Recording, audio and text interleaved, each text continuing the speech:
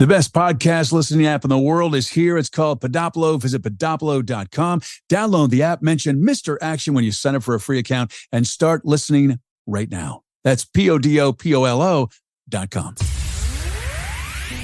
This is Life Transformation Radio. Prepare to engage. Seatbelt activated. Download initiated. Your quantum journey of transformation begins in 3, 2, 1. Welcome to Life Transformation Radio. Hi, I'm Rob Actis, best-selling author of The Law of Action, voice actor, business mindset coach, the podcast whisperer, and Mr. Action himself. Here at Life Transformation Radio, we are committed to share more about real life, love, the power of positivity, romance, and of course, laughter. We care about helping others find their internal drive and purpose. We celebrate life's challenges and overcoming them. On the show, my guests are amazing people who are forces for good in the world around them and live a life of transformation. My guest today does just that. Belinda Wittstock is a 5-time serial entrepreneur in media tech, and she's busy revolutionizing podcasting as the CEO and founder of Podopolo, the interactive and AI-powered podcast app that makes discovery effortless, listening personalized, and social and podcasting profitable for creators. Belinda is also the host of the acclaimed Wings of Inspired Business podcast, ranked by Entrepreneur Magazine as number 8 of its top 20 podcasts in 2020. She's a former award-winning journalist. She's also a former executive producer and host for many of the world's top media brands, including BBC de CNBC and Financial Times. She's a conscious leader with a dedicated spiritual practice who believes entrepreneurs can and must use business for social good. And she certainly has lived a life of transformation. Hi, Belinda. Welcome to Life Transformation Radio. Hey, Rob, it's great to be with you. I'm so excited. You know, you're back again. You were a guest before, and we were talking about Podopolo and your transformation, and things have really transformed. So for those of you that haven't had a chance to listen to the previous episode, I'd like to talk about really your transformation from being in broadcasting to now being the CEO of a very successful, and it's going to be an overnight success tech company, which is Podopolo. Oh, gosh, Rob. So it's a long story. Of course, transformation is one of these things that doesn't happen overnight. There's a lot of reasons why people talk about spirituality as a practice. And I happen to think that entrepreneurship has got to be one of the most spiritual things you can do because it challenges every fiber of your being. Think for a moment of stepping into a whirlwind of constant change, lots of things around you that you cannot control. Some things you can. You can, control yourself, be the best you can be, but it's constant uncertainty. And one of the things that people talk about as being the most stressful thing that they can ever put themselves into is change, constant change. Yeah. Change is stressful. But as an entrepreneur, you need to reformat your mindset to love change, accept it. And what happens is as you're growing a company, I happen to think the only way you can really grow a company, especially one that's changing something, one that requires a change in behavior or people to do something completely new or challenges people to think differently, the entrepreneur has to be prepared for, a challenging journey. And so it challenges. And what I've found is every time that you get triggered by something or every time you feel a sense of fear or every time that there's something outside of your comfort zone, that's where the growth is happening. And I've kind of learned just to be grateful for all of those things. I never really know what's coming next. But entrepreneurship is something that's going to throw every single limiting belief you've ever had, every single subconscious driver that's not necessarily working for you. It's going to throw all that stuff in your face. And your challenge should you choose to accept it, is to figure out how to alchemize all of those things in yourself as you grow your company. Absolutely. Well, one of the things is, so you went from being in the broadcast space and being a serial entrepreneur, but what was the transformation like to go from, I have this idea and I'm going to disrupt the industry. I'm going to create a podcast app that's going to really revolutionize things for podcast listeners and for podcasters. So there had to have been some really deep thought and meditation. And, how did you transform into what it is today? Because it was just an idea and you created it and it's happening. 100%. So I wish I could say there was one eureka moment. There were a couple along the way, but really it's been a long process. So I've always been an entrepreneur. I mean, I was the kid that went door to door with my black lab at age 6, demanding that people prepay for my show. And I came home with $100 and I asked my dad, where we could find 100 shares. You know what I mean? So this has always been just who I am. Right. Was entrepreneurial all through high school, all through college, created the advertising department for my daily student newspaper as I was the editor-in-chief of it. This has been long in progress. And so I happen to think that I am a unique person at a unique moment in time to come up with something like Podopolo, because it's really the sum or the convergence really of my life experience. Whether being a media correspondent of the Times of London and writing about this new thing called the internet and interviewing Steve Jobs or Ted Turner or Richard Branson, through to creating my own media companies, first across broadcasting with a unique way of repurposing content at scale and serving 3 million people a day with a political news agency that was heard on 300 radio stations, commercial television stations, increasingly digital properties, as well as newspapers, through to really getting excited about technology and how technology could really move the needle in media and the very beginnings of social media, and then really being understanding what a lot of the problems were with social media that's led our society to such discord, with all the trolling and the disinformation and the outrage culture and the cancel culture and all those things that are really wrong with a technology that was actually very promising. And along the way, I've not only created award-winning content, but I've also created really game-changing algorithms to be able to personalize content at scale, to be able to actually understand the veracity of the content. Weirdly, one of my startups years ago, like a decade ago, was solving the fake news problem before we even knew we had one algorithmically. So I've always been at that kind of bleeding edge about how technology can really improve our dialogue, our discourse, the way we learn, the way we understand and process information. So this has always been kind of my life's work.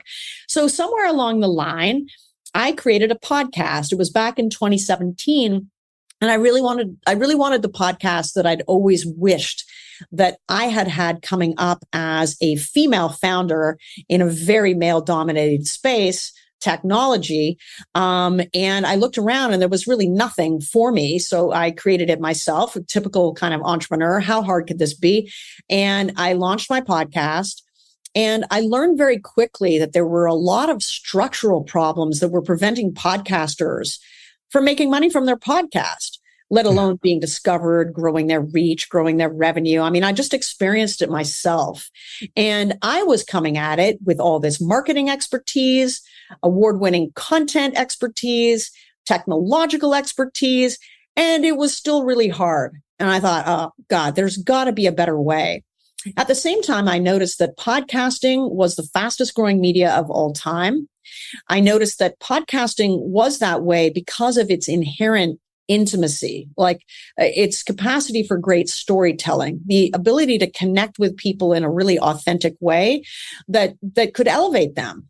And I thought, wow, I looked around. Nobody was combining the technology to allow a much more personalized experience, a much better listening experience, a connected experience where I think that the best content is conversation. And meanwhile, you had podcasters, not making money from it. So it was really an evolution to get to that point. And this is my fifth adult business, like serious business. I've grown several to 7 and 8 figure success. I've had an exit, that kind of thing. And it seemed like the timing was right. The solution was right. The combining of all of these things to create a business that aligned with me and my spiritual practice, because I believe that the best businesses are ones that leave the world better than how they found it, right, that really illuminate, elevate, empower people, and are abundance-based business models where everybody wins, no matter who is involved, whether it's an advertiser, a listener, a viewer, a podcaster, a vendor, a team member. And so it is, in a word, it's convergence. And, there were some aha moments along the way. There always are, because you learn as you start building it, you start connecting with your customers and getting their feedback and really understanding in tremendous and more minute depth what the problem is you're actually solving for them. And we're solving quite a few. Absolutely. So what is one thing that you can share of getting into the mindset to go on a journey of creating something that hasn't been created before and to disrupt an industry? Well, this is very much in the realm of inspiration, Rob. Years ago, it's kind of a funny story. I used to have, like a lot of people, a to-do list, all these things I thought I had to do, living a life of shoulds, like I should do this, I must do this, and my list was never done. There was a certain point where I picked up meditation and, other techniques like visualization and affirmations, the beginning of that journey. But it was in the meditation of really learning, finally, because I'm like you, I'm a person of action, how to actually quiet my mind enough to give my mind space to connect not only with my own intuition, but with what I would call divine inspiration. And I think it's in those moments where all my best inspirations, divine downloads, whatever you call them, happen. And increasingly, I've learned to do that. So I now have an inspiration list that comes off my, my morning meditation, or it could happen when I'm walking the dog or walking along the beach or lifting weights or doing yoga or whatever it is that I'm doing. Right. I have these moments of just being increasingly in touch with those. Now, of course, that's not enough. You then have to go into action. So it's really a mix of that, really developing that muscle of that right brain, intuition, empathy, not questioning yourself, really understanding the difference between, say, being nagged by a fear or knowing that it's a true inspiration. And then using your left brain to go out and get the data and validate it and put it into practice. And those two things, that left brain, right brain balance, or analytic, inspirational, is always the line that I'm walking. Well, I love story and I love hearing how things occurred. So as you created Podopolo, unless you live in an incredible space of reality with your family and your friends, there's always the dream stealers. They're like, yeah, that's kind of a dumb. You can't compete against Apple. You can't compete against Spotify, or, I'm sure you've had other success, so they believe in you. But how does one, when you're doing something of such magnitude and such passion about it, how do you overcome the dream stealers that are out there? And they're out there everywhere. Or they're like, oh yeah, I was going to do that. That was my idea, but you go ahead and do it. And what mindset does it take for you to push through all that? Because I'm sure that it's not easy. And you had to have had dream stealers when you started this and saying that you're going to compete against. All my life. I was even married to one. So, you really got to surround yourself with people that 100% are dedicated to helping you be the best you can be. and being sounding boards, but being constructive sounding boards and really helping you through any of those doubts. I often like to think that what other people think of me is none of my business. Yeah. Amen. Amen. Woo, yeah. Absolutely. and that's the only way you can really navigate through it. I think with those sorts of things in a way for me, because I think I'm kind of naturally quite competitive. I'm a former athlete, in my younger years, I'm very competitive with myself. So if I see a challenge, it doesn't immediately tell me, oh, I can't do that. It prompts, how can I do that? Let's try that. Yeah. I think you and I are very similar that way. Like, yeah, let's do that. Right. Because as an entrepreneur, in full, frankness, I mean, we're building the plane as we're flying it. Right. Yeah. and you're going to fail like multiple times along the way. And one of the things I talk with all these amazing female founders, who built 7, 8, 9-figure, in some cases, unicorn billion-dollar businesses on my own podcast. We talk about the need to overcome perfectionism, and to destigmatize the concept of failure, because failure is a constant in entrepreneurship. And it's really important to kind of alchemize that failure, in fact, is just feedback. It's another data point, and how not to take it personally, because it's not about you, the human being, or your soul or anything. You are like a scientist. You're in a lab with a series of hypotheses, and you keep testing them, measuring them, building, trying different ways or whatever. Most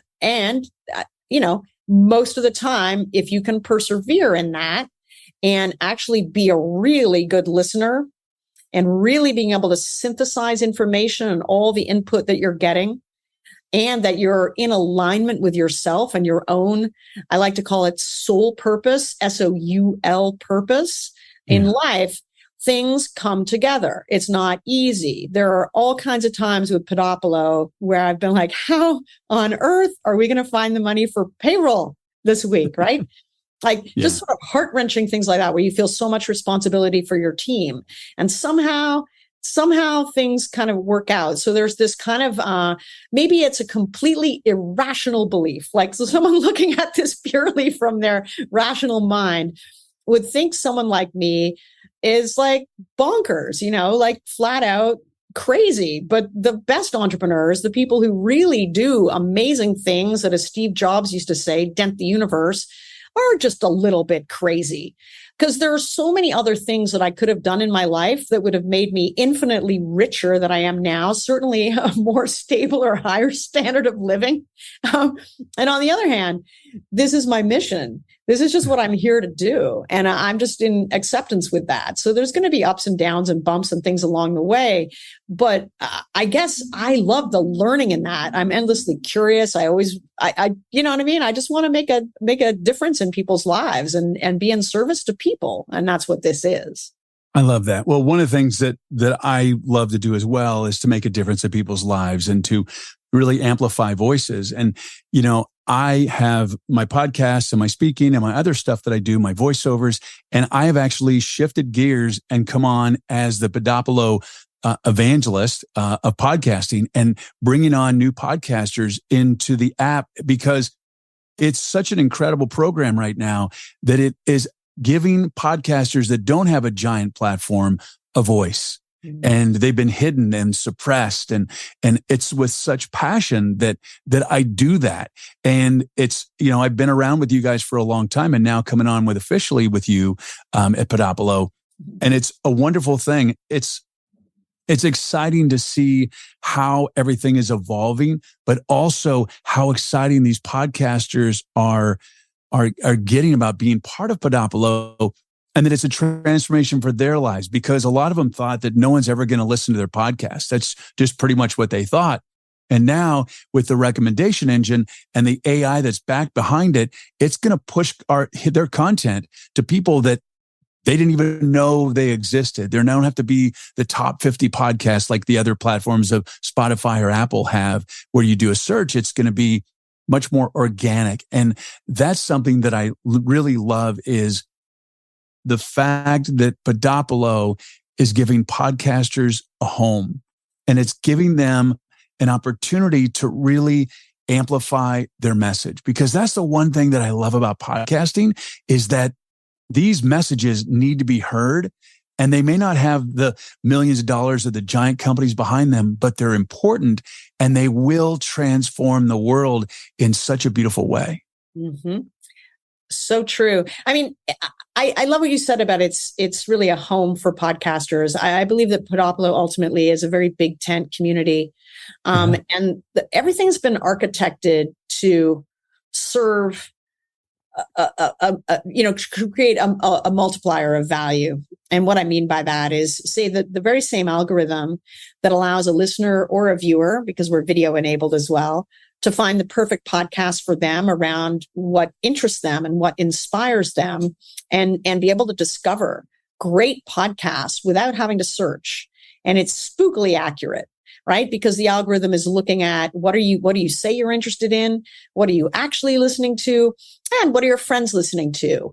And what can we tell about your behavior over time that, oh, this other one that may be completely out of left field, but we think you'll love it because it has these things in common with these other podcasts that we know that you like.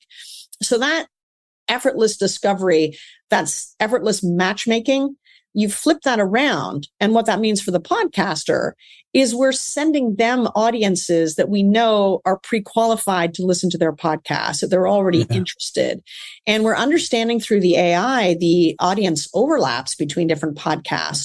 So Rob, if you got together with another podcaster and you both guested on each other's show, for instance, you would both grow as a result. Same thing for advertising. And all these different things. So in providing the listeners and viewers with a better experience, we're also providing the podcaster with a way to grow their audience, grow their engagement, because Podopolo is socially interactive, but also grow their revenue. And the data is a really big part of how we do this. And I look at all the other podcast apps out there. I mean, my own podcast is everywhere. I'm on Spotify and Apple and all the different places, as well as Podopolo. But none of those apps provide me as a podcaster with anything like the type of audience intelligence, we call it at Podopolo, that allows a podcaster to really know who's listening, know how people are listening, understand their listeners' wants, needs, challenges, behaviors, how to be more responsive in their content. That same aspect allows us to match that podcaster, no matter how small an audience, with topically relevant advertising that makes sense and adds value for their listeners. At the same time, that advertiser no longer has to play a numbers game, which they all play right now. You need 10,000 downloads or more an episode to be able to even qualify for any of the ad networks. Do you know that's less than like 1.5% of the entire global podcast market? So 98.5% of podcasters are left out of advertising. Yeah. That's crazy to me. So we're taking that whole market and saying, look, if you have 1,000 listeners, if we know who those listeners are, right, with not individually like their personal data or whatever, but we know who they are from a persona, an advertiser, location, all this sort of thing, we can match the right advertiser to those 1,000 people because we know that it's the advertiser's message is likely to convert with those people. So we're completely not just revolutionizing podcasting, but also advertising and also in fact, social media. As the app becomes more sophisticated on the social interactive front, it is a way to really take the conversation far beyond what we experience in our dialogue and social media, really using podcasting, which is in depth, intimate, real, as just a better grounding point for, conversation that actually adds value to society. Yeah, I love podcasts. I listen to a lot of different podcasts. And the one thing that I really liked about Podopolo, and I fell in love with it even a long time ago before I was even involved with you, was there's content out there that I didn't know that I had access to listen to. And with the other platforms, you're limited to just randomly finding something, or actually you seeing it on another platform, then having to do a manual search for it. Like you did a search for, you got to look for it. If you did a search, you're never going to find Life Transformation Radio on Apple or Spotify. It's not going to happen unless you type in Life Transformation Radio. Yeah. Right. It's just not regular. Yeah. And so much of podcasting is actually your friends recommending something to you, right? So, I say, hey, Rob, there's this podcast. You got to check it out. And maybe or maybe not, you'll remember the name of the podcast. Maybe that podcast is a half hour or an hour of your listening time. So you say, yeah, I'll get around to that. And then you forget, like you're busy. Everybody's really busy. So that's one of the reasons why Podopolo has innovated clips where anybody, a podcast host or a regular listener, can just take a snippet and a clip. It takes like less than 30 seconds, create this short clip and share it across all of Podopolo and coming soon also across all of social media. That way, it's easy to invest 30 seconds of your time to discover something. Yeah, absolutely. If you love it, you can go deeper. And it's an instant way. And again, it's just helping people save time, get value quickly, make it just an easier experience without having to do a lot of work. So we love things like that, like clips and playlists. We have a new thing, an up next playlist queue in your MyPods library, where you can select a whole series of episodes. Say you're about to go on a workout, go on a run, or go on a long drive or commute or whatever, and you want to set and forget your daily episode playlist across all the podcasts. That's super easy to do on Podopolo as well. So just another example of just making that listening experience better. Yeah, it's really incredible. And I think the word transformation in regards to Podopolo is very appropriate, because it will transform the lives of the podcasters that are working in and day out. And podcasters, it's a lot of work. I mean, people think that they're making all this money, and majority of podcasters aren't making money. No. And what they're doing for the love of the content. I mean, they have to do their social media. They have to produce the show. They have to create the artwork. They have to work with guests. They have to come up with content. There's a lot of stuff there.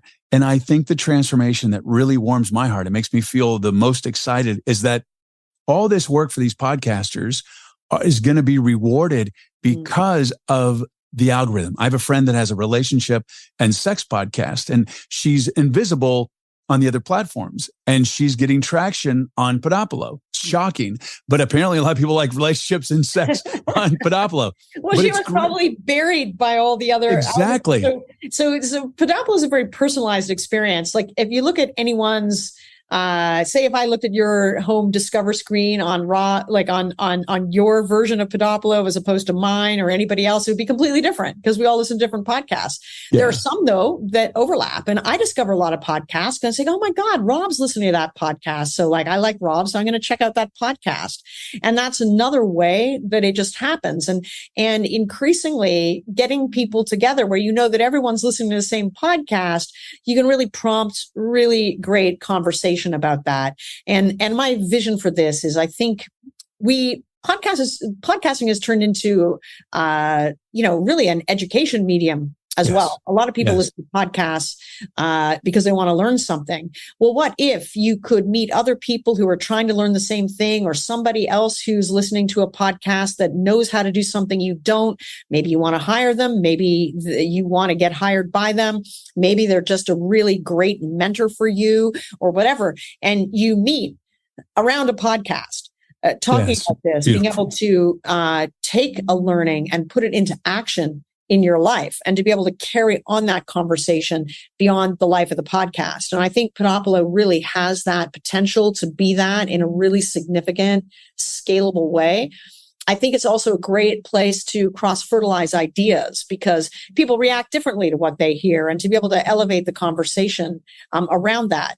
Other people listen to podcasts just because they want to share a laugh. So, how can we make listening and viewing really interactive in a way that, to our mission to, elevate, empower, and entertain.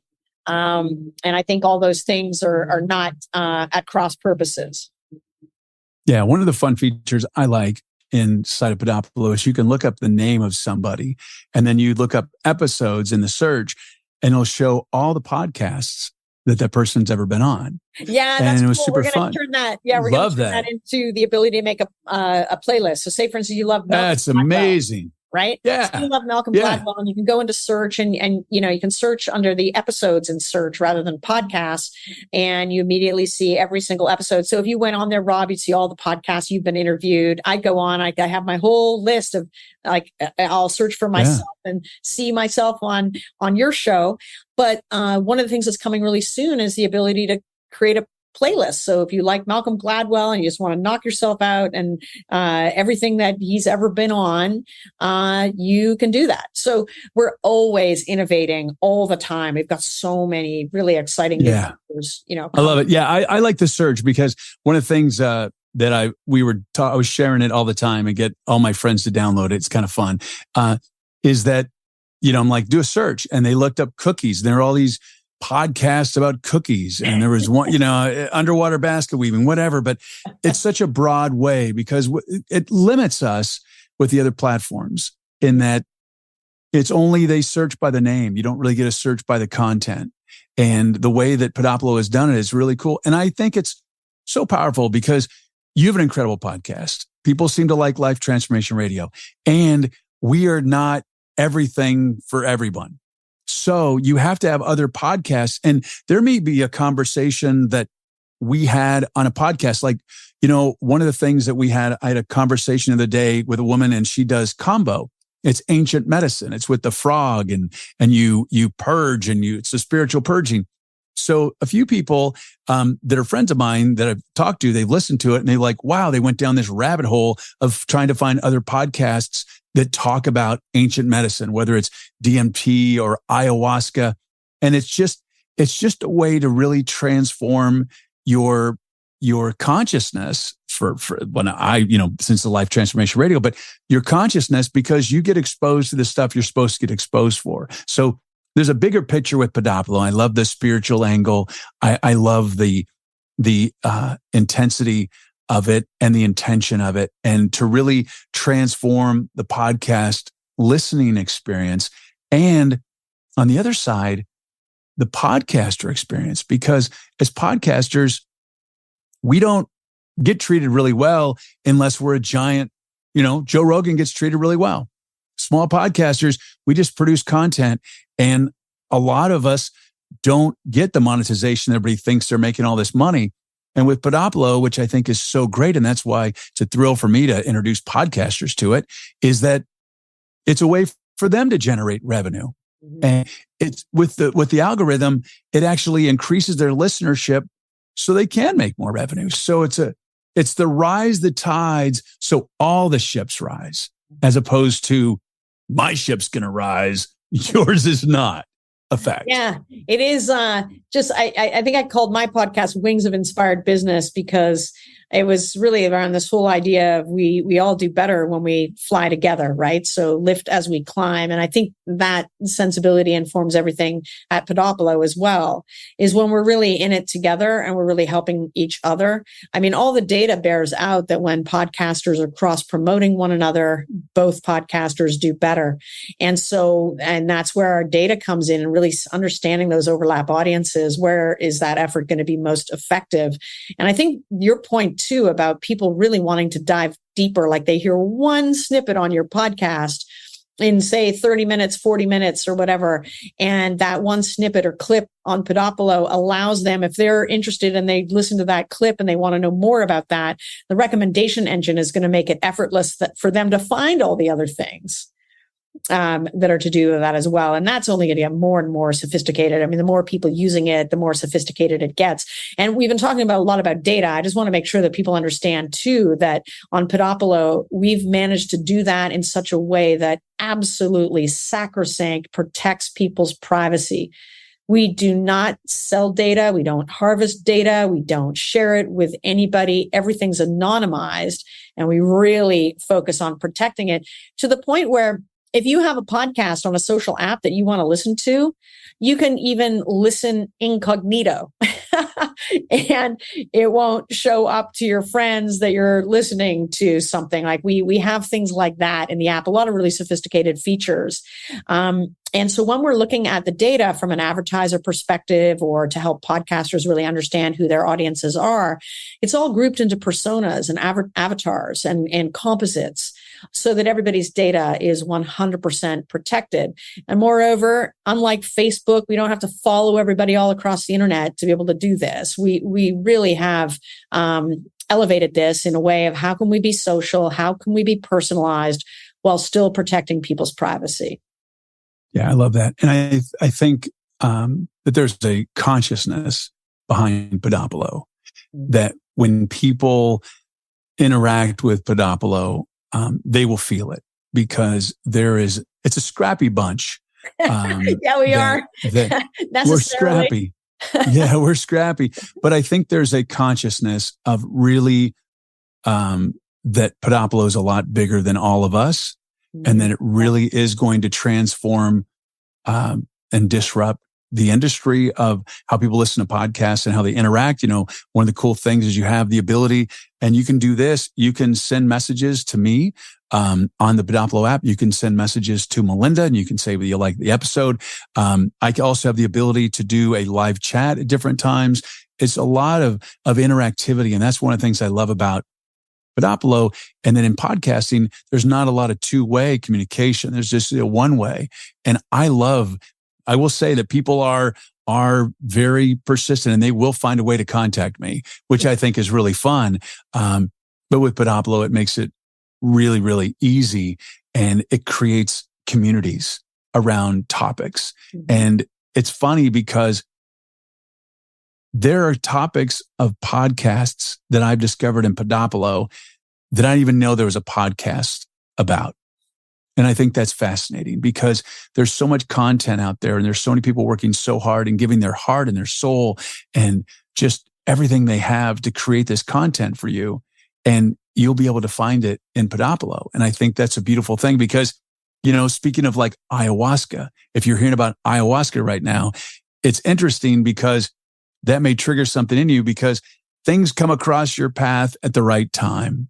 And it's just a beautiful thing. I've discovered some really incredible messages on Podopolo. One is, I'm trying to think of, Sacagawea. So there's a podcast. It's an audio drama on Sacagawea, and it's fascinating. And I learned so much. You know, the Indian Sacagawea. Imagine dying. If I died today, I don't think in 250 years you'd be talking about me. I just don't. I mean, I try to make an impact. You know, you're making an impact, but are people going to be talking about us in 250 years? They talk about her still. And it's fascinating. So that was discovered on Podopolo. It's, you know, so that's one of the cool things I love about it, in that you discover information that you didn't know that you didn't know. And I just kind of say, well, the universe thought it was time for me to learn about this stuff. Yeah, 100%. We're always about making that easy. And of course, we want people's feedback. I mean, so we really want to create, and I think we have, a really safe container for people to be able to say, hey, look, I really think you should do this differently, or have you thought about this feature, or, any of those things, because we really believe in co-creating with our customers and really, creating safe space, because that's really the root of community, is being able to, a genuine one, right? Is being able to have that trusted connection, not just banal connection, but really trusted connection. And that's really what we're about. And, where we're going increasingly with everybody in this really big tent. But Rob, it's such a delight, to work with you.